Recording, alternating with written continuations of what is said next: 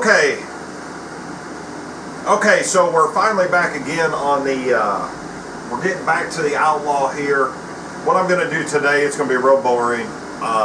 It's not going to be a repair video. I've got to remember where I'm at on this quad. And I'm just going to make a list of some things that need to be done so you can kind of see how many more episodes and what the videos are going to contain to get this quad done before it gets listed on eBay. So pretty boring video. I have to remember where I am and what all that I've done to this, but I don't know how many more videos we're going to have, so I need to kind of just make a list and then we'll just go from there.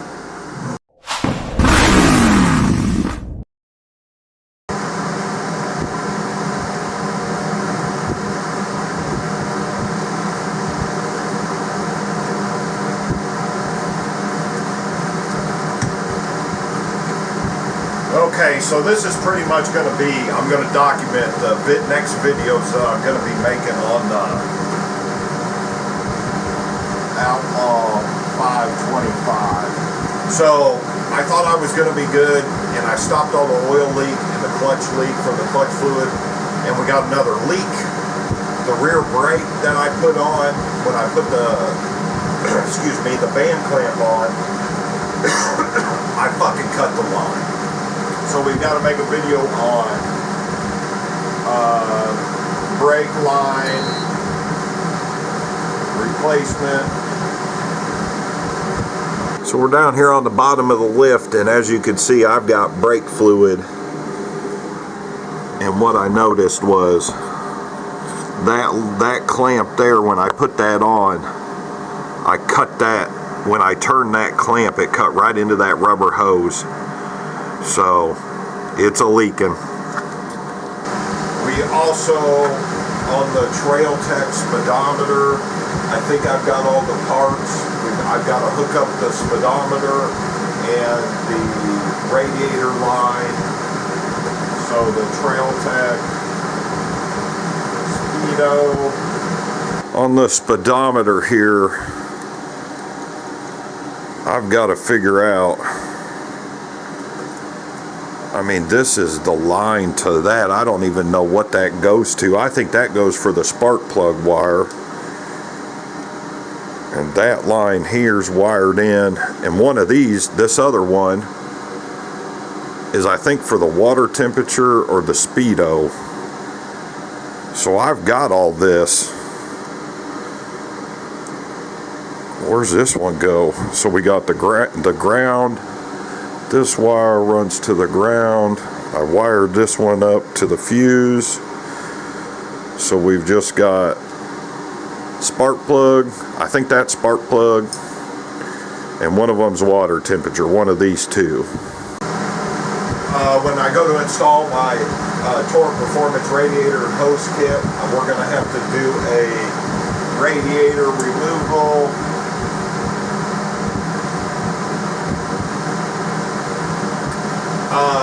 These quads, they're known to suck air through the exhaust manifold, so I'll show you how to seal that up.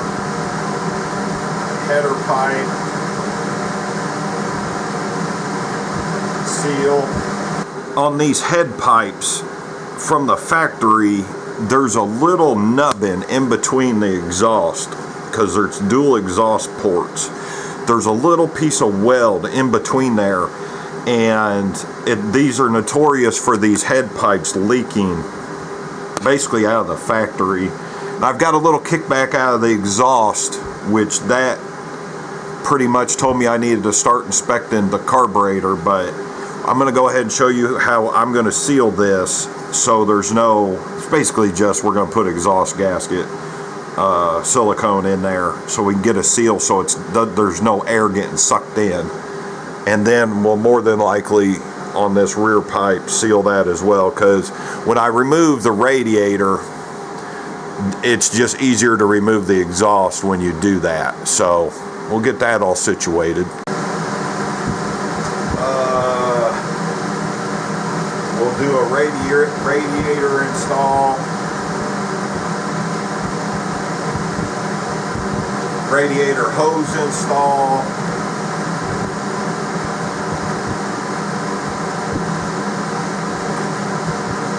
actually going through some of my parts, I found all the parts and pieces to run an oil cooler that removes one of the oil filters, because this runs 2 oil filters. So I don't know if I really want to do that, to be honest with you, once we get that running. When I fired this thing up, I've got an intake leak off the carburetor, boot, and airbox. Airbox intake leak video. When I came out here and the carburetor started acting up after winter here, because this is set, I said, what's going on here? And I looked, and when I installed the carburetor back, take a look at that. There's a little notch there in the boot. It's supposed to go around that notch on the carburetor, and it's slightly down. So I didn't even get the boot on there right properly. And then right there, I don't know if you can see it. Can you see the crack? That's in the intake boot. Take a look at that. When I installed that airbox, that crack goes all the way through to the carburetor. So I'm getting air from the airbox, and this rubber over the period of years has hardened, and I cracked it upon install. You can barely see that crack. It runs all the way up and down. So it's sucking air into that carburetor off that 15-year-old boot. So I had to buy that too to get that replaced. A lot of people, if you got one of these quads, you're going to start running into where you need maintenance and parts on all these old hoses and stuff. And we've got to install all the plastics.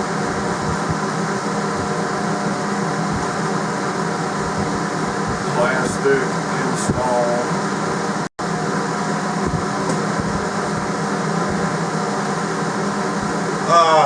Camera, I think I got a back cable to the monitor. The oil,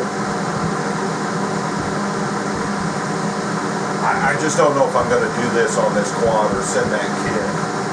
Oil cooler install, question mark.